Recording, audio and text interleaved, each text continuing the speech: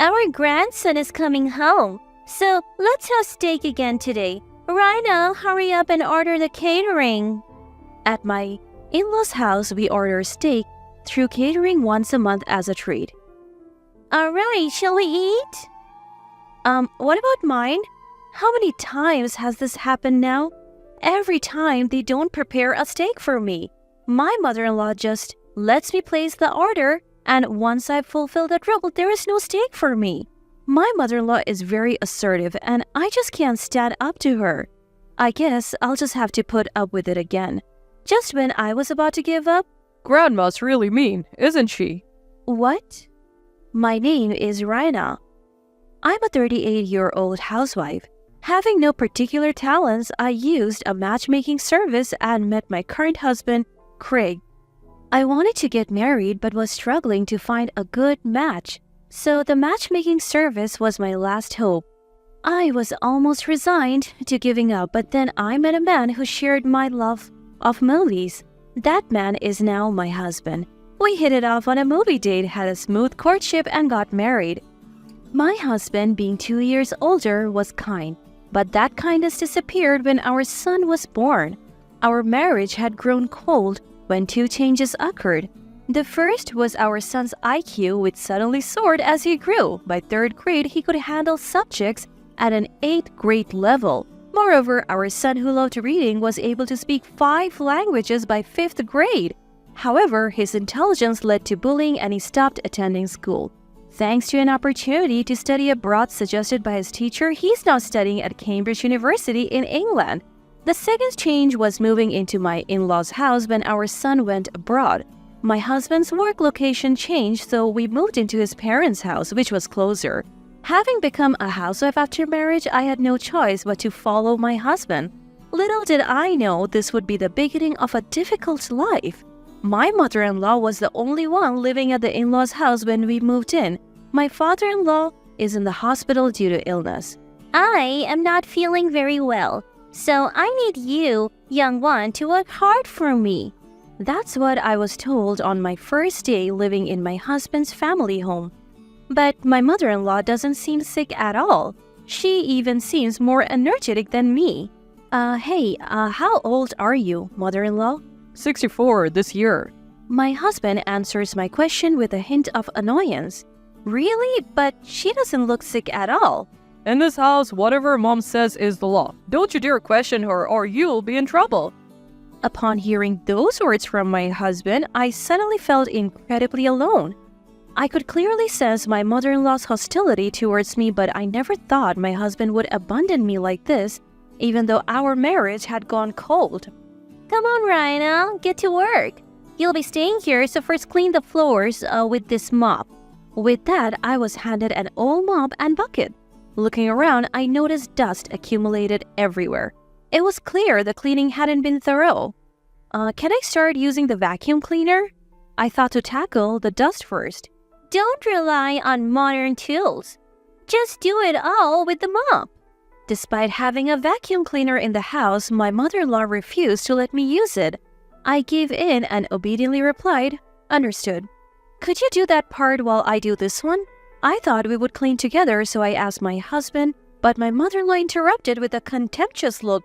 What are you talking about? Craig and I will chat and rest here. You clean by yourself. But the house is unnecessarily big with 6 beds, 3 baths. It was impossible for me to clean it all alone. Also, do the dishes that have piled up, please. I was already at my limit with the floor cleaning, and now she was adding more demands? I can't handle it all. The house is too big. Oh, really? Then I'll allow you to use the vacuum for $10 every 10 minutes. How's that? That's too expensive. You can't even pay $10. What a poor daughter-in-law. My husband didn't lift a finger to help me, even as I was being mercilessly belittled in front of him. Moreover, he said, "It looks bad to squat and talk while mopping." When it was just the two of us living together, the lack of conversation was manageable, but since coming to his parents' house, my husband's cold behavior had turned into something like psychological abuse. Let's have steak today. I know a delicious place. With that, my mother-in-law called for catering. My arms ached, but I somehow finished the cleaning and dishes. And right when I finished, the catered steak arrived. I worked hard for this. I was beyond excited for the steak. Ever since I heard that we would be ordering steak, I put extra effort into cleaning. My mother-in-law said it was going to be an expensive steak, and I couldn't help but wonder just how delicious it would be. My stomach seemed to growl just thinking about it. Reina, please pour some water. My mother-in-law's tone was commanding and cold, but I could endure it all for this moment. I absolutely love steak, especially filet mignon. Once I finished pouring the water, the ordered steaks were lined up on the table. Oh, wow, it looks delicious. Thank you, mother-in-law. I thanked her with joy. Huh? What are you talking about?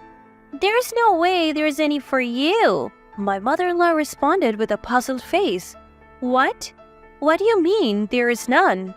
I felt my heart sink to rock bottom. I cleaned the floors as you asked, and I have done the dishes. I said weakly, only for my mother-in-law to retort, That's only natural. It was merely a token of appreciation for letting you stay.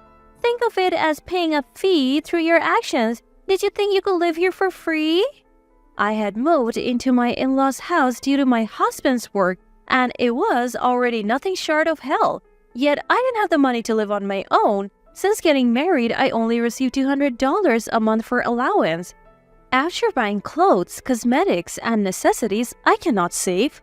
My savings before meeting my husband were spent on moving expenses and my father's surgery. I thought I would at least be secure as a housewife. I realized how naive I had been.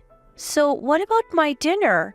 My mother-in-law seemed completely unprepared for that question and began pondering. Let me think. I felt hurt and questioned my word. There are some noodles around. You can eat those. The table held high-quality steaks, and my meal was noodles? This stark difference told the story of my place in this family. They both ate their steaks in silence, never offering me a bite. Reina, wash this knife and fork thoroughly. The only time I came close to the steak was when I washed the knife and fork after they were done eating. From the very first day, I endured horrible mistreatment, and I was mentally and physically exhausted.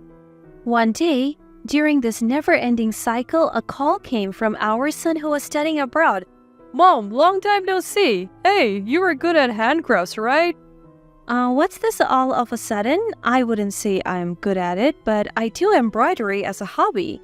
Really? Handcrafts are trendy here in America now, and I was reminded of your work. There are specialty stores here, but even looking back now, the quality of your embroidery is on another level. My son praised me during this rare phone call. How long has it been since someone praised me? I couldn't help but feel happy and even shed a few tears. Thank you. Only Leo would say something like that to me.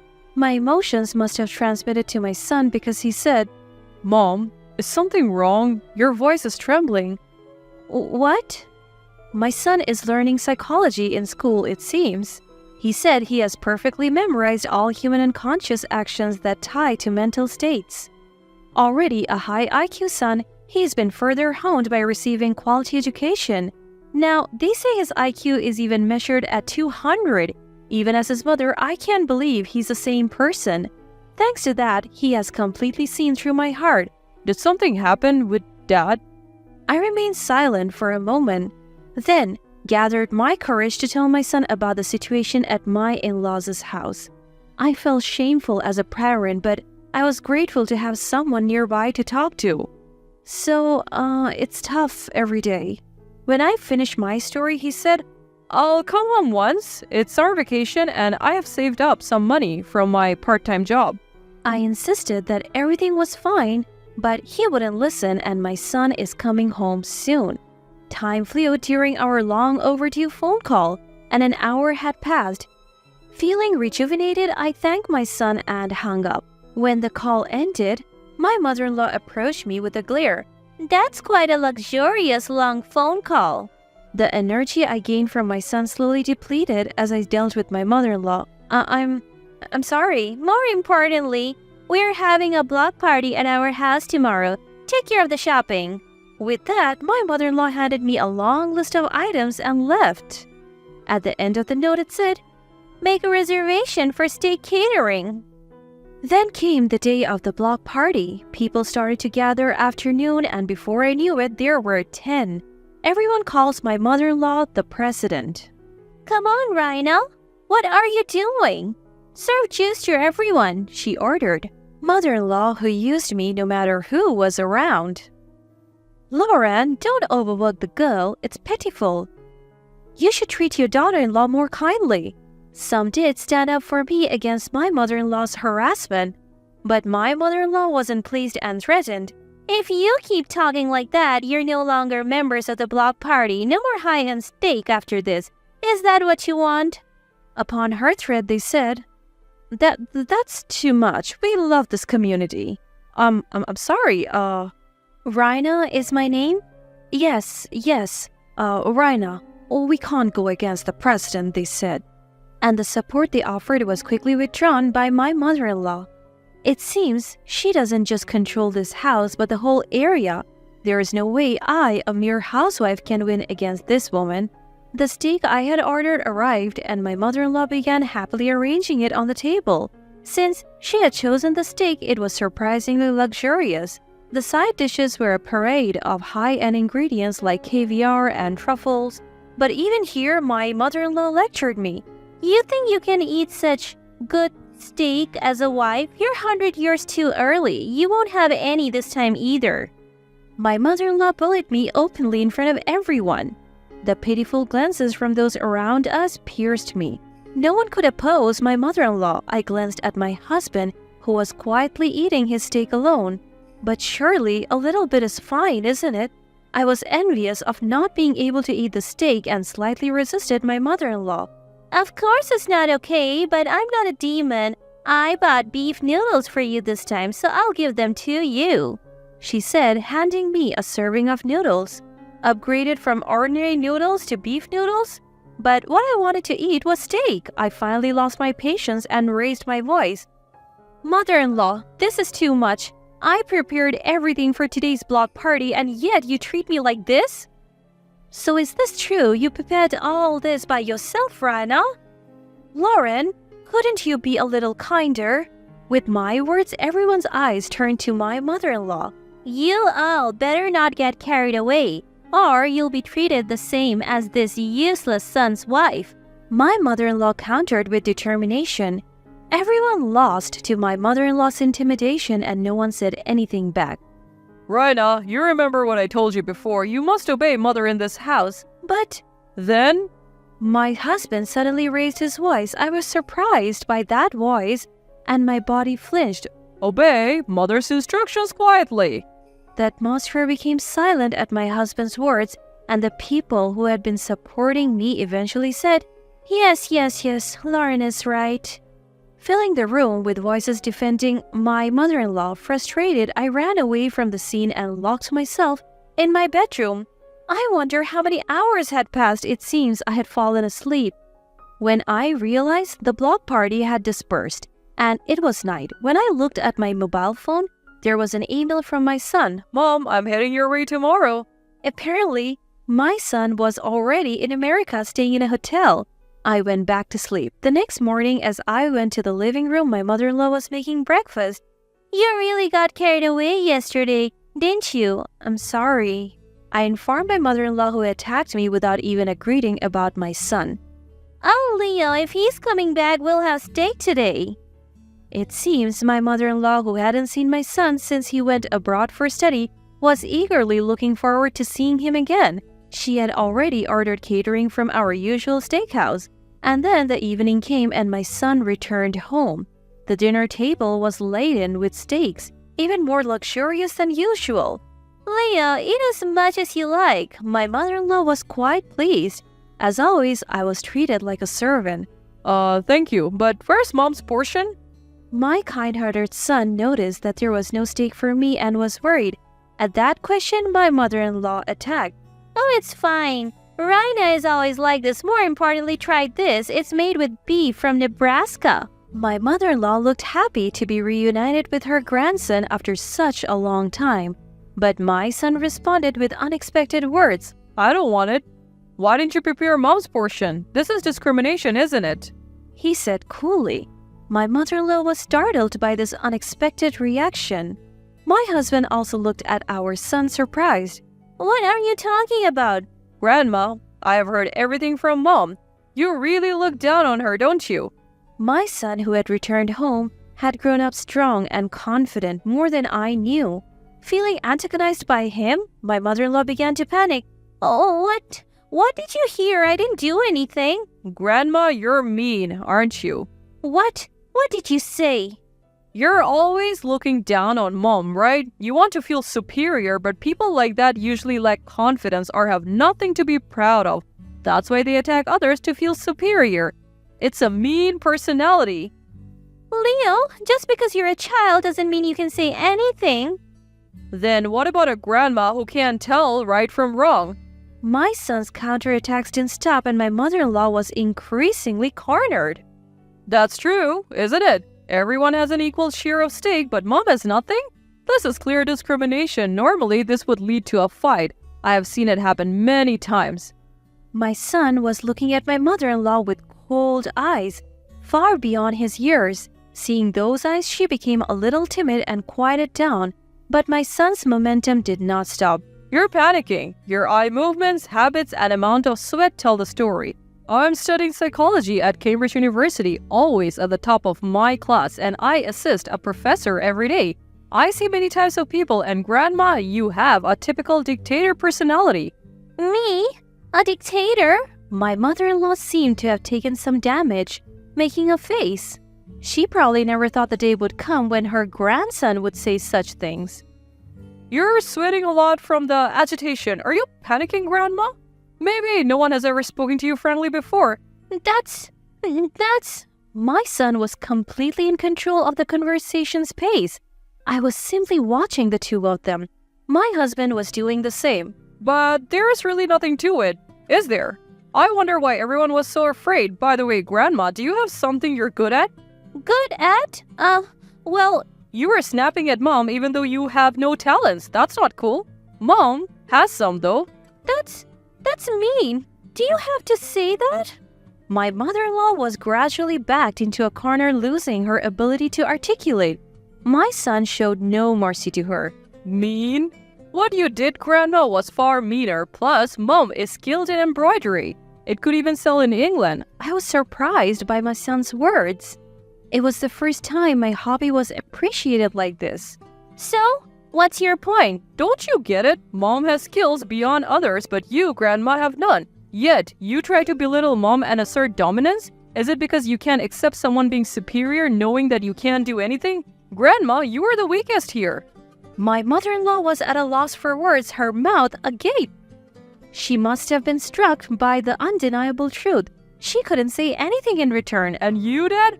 What have you been doing all this time? Why didn't you help Mom when she was struggling? Well, that's... You couldn't stand up to Grandma, could you? I don't know if it's because she's your mother, but if so, why did you marry Mom?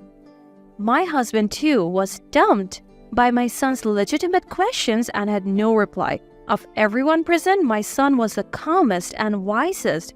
In the end, both you, Dad, and Grandma are just bullying Mom without any real content.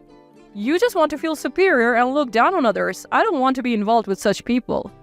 My son's relentless words made my husband and mother-in-law's faces more rigid than ever before.